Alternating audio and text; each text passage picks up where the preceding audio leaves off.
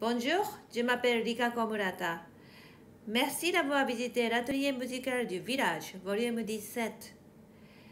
Aujourd'hui, j'aimerais bien parler de la manière de jouer fort.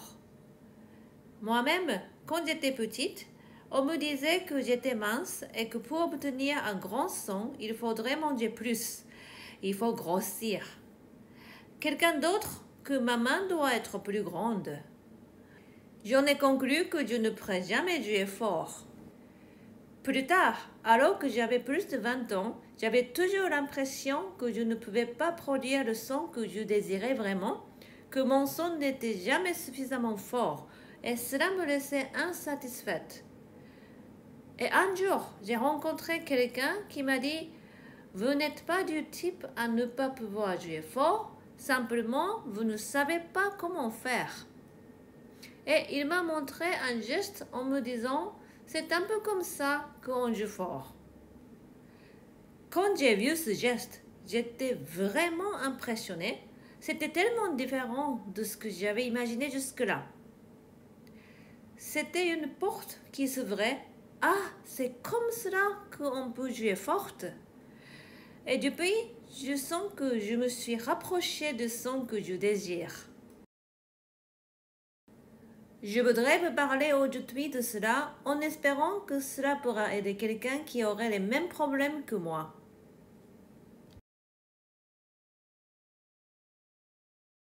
D'abord, la signification d'un son fort. Bien entendu, cela dépend de la pièce. Il n'y a pas qu'un son fort, mais je parlerai en général. Jouer un son fort ne signifie pas que les gens qui sont devant le piano reçoivent une explosion sonore dans les oreilles. C'est plutôt un son qui peut remplir la salle où on est en train de jouer actuellement.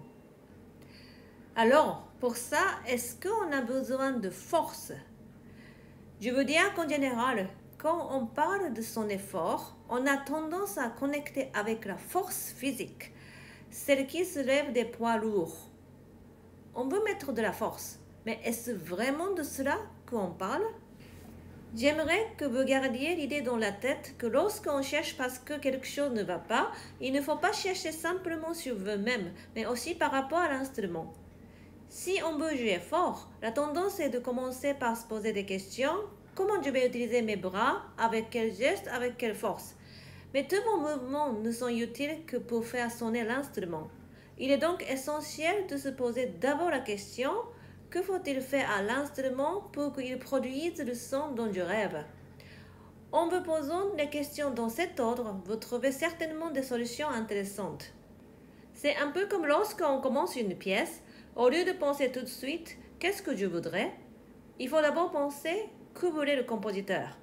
Encore une fois, se poser les questions dans le bon ordre donne les meilleurs résultats. Si vous êtes familier de ces vidéos, vous connaissez bien sûr cette image désormais familière de la mécanique de la touche. En variant la vitesse que l'on imprime à la touche, le marteau va venir frapper la corde en produisant différentes dynamiques de son. Regardez maintenant l'endroit où le marteau frappe la corde. Ce n'est qu'un seul marteau qui vient frapper quelques cordes. Tout cet ensemble paraît très délicat, et l'envie de jouer fort ne doit pas se confondre avec l'envie de tout casser. Imaginez une timbale que vous allez frapper de toutes vos forces. La peau qui est tendue sur l'instrument pourrait bien se rompre.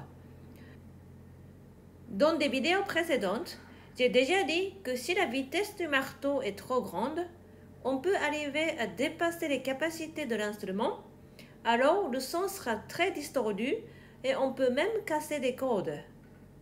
Vous avez bien compris que jouer forte ne signifie pas énormément de force. Je vais essayer maintenant de vous montrer le geste dont je vous ai parlé tout à l'heure et qui m'avait frappé. Je vous rappelle que ce geste était une représentation de ce qu'il fallait pour jouer fort. Ensuite, je vous expliquerai et on réfléchira ensemble à différentes choses.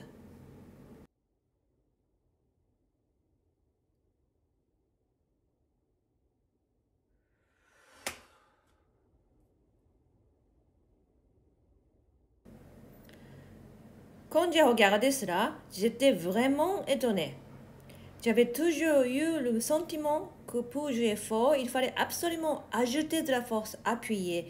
Avec ce geste, il s'agissait simplement d'une grande accélération, d'une grande vitesse. Et c'était fini. C'était très différent de mon imagination. Dans ce geste, il y a beaucoup de choses importantes que je vais essayer d'expliquer une par une.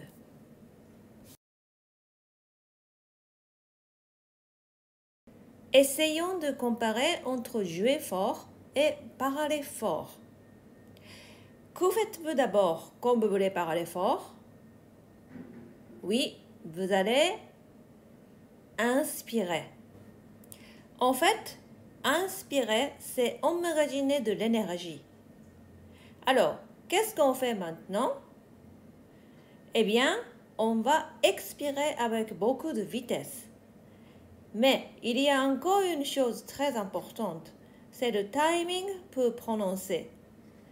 Si on ne prononce pas au bon moment, il n'y a que de l'air qui sort. C'est pareil au piano. En inspirant, on emmagasine l'énergie, puis on expire rapidement et il faut attaquer le son au bon moment pour qu'il sonne au mieux. J'ai dit souvent qu'il fallait jouer de la touche, mais cela ne signifie pas qu'il faut rester collé à la touche pour la préparation. On prépare en inspirant, puis on commence à expirer en dirigeant la main vers le clavier. Comme nous en avions parlé, c'est au doigt d'assurer le contrôle du son. Donc la fin de l'accélération, qui sera aussi la fin de l'expiration, sera donnée par les doigts quand ils rentreront en contact avec la touche. C'est la signification de jouer de la touche. Si on attaque son et long, cela ne sonne pas. Il faut préparer l'énergie en inspirant et en expirant, on amène les doigts vers la touche. Dès qu'ils ont la sensation de la touche, ils accélèrent jusqu'au fond. Vous comprenez probablement mieux comment jouer de la touche n'empêche pas de jouer fort.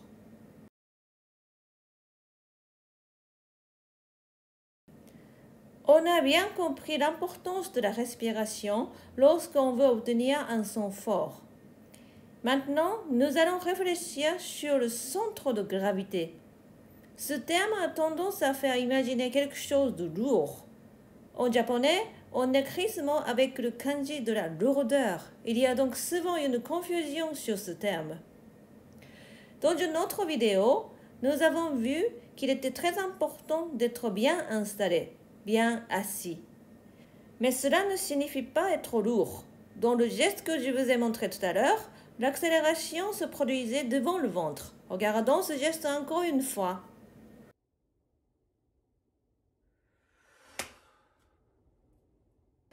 Ce sera bien d'imaginer le mot centre de gravité comme si on ramenait quelque chose vers le ventre. C'est vrai que dans la vie quotidienne, quand on veut soulever quelque chose de lourd, comme une boîte de carton par exemple, on ramène sa force vers le ventre pour pouvoir soulever le carton plus facilement. Je pense que cela donne une très bonne sensation du centre de gravité.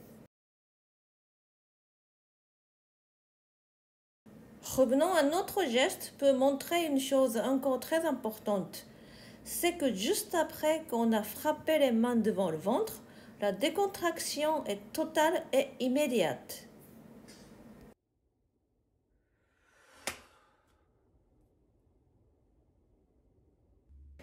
Imaginez que vous jouez des cymbales.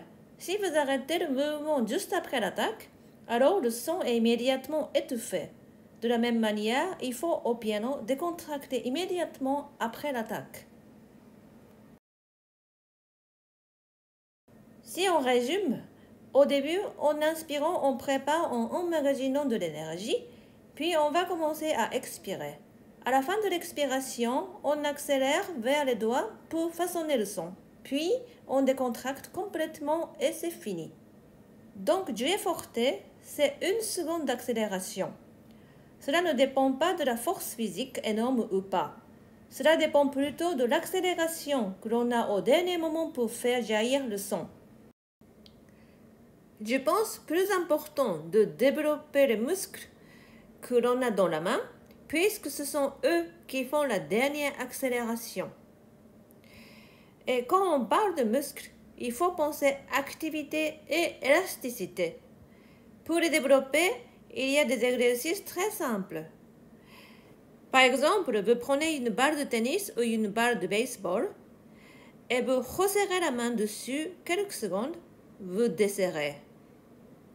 Vous resserrez encore quelques secondes et vous décontractez. Si vous répétez cet exercice tous les jours quelques minutes, vous verrez que les muscles de la main se développeront peu à peu. Mais il est très important pendant le travail de prendre conscience de ces muscles. Je vous en ai souvent parlé. Si vous jouez depuis l'intérieur de la main comme ça, pas comme ça. Là encore, ces muscles se développeront. Si cette vidéo pouvait être utile pour ceux qui n'ont pas un grand son, j'en serais vraiment très heureuse. Pour faire son effort, il n'est pas nécessaire d'avoir un très grand corps ou des mains énormes. Il faut connaître son propre physique, ses propres mains, pour pouvoir les utiliser dans les meilleures conditions. Les meilleures conditions, c'est aussi pour l'instrument, pas seulement pour nous. Je serais très heureuse si cela pouvait vous aider à réfléchir sur ce sujet. Maintenant, chatouillez votre curiosité. J'ai parlé aujourd'hui de son fort, mais jouer du piano, ce n'est pas jouer tout le temps fort. Par exemple, si c'est marqué crescendo, il ne s'agit pas toujours du volume. Vous pouvez augmenter la tension, le côté sombre, le côté inquiet ou bien sûr le côté joie. Vous avez différentes possibilités. Il ne s'agit pas de réduire la signification du mot simplement à l'augmentation du volume. Dans la musique de Rachmaninoff, on a l'impression qu'il y a beaucoup de forte, fortissimo ou même triple forte. Pourtant, Rachmaninoff a dit que dans ses pièces, il n'y a qu'un seul climax. Si on joue toujours très fort, on donne l'impression que la pièce n'a pas de sommet ou même carrément qu'il n'y a pas de forte. Il est donc très important de réserver les sons forts pour le moment où on en a vraiment besoin. Merci et à la prochaine fois.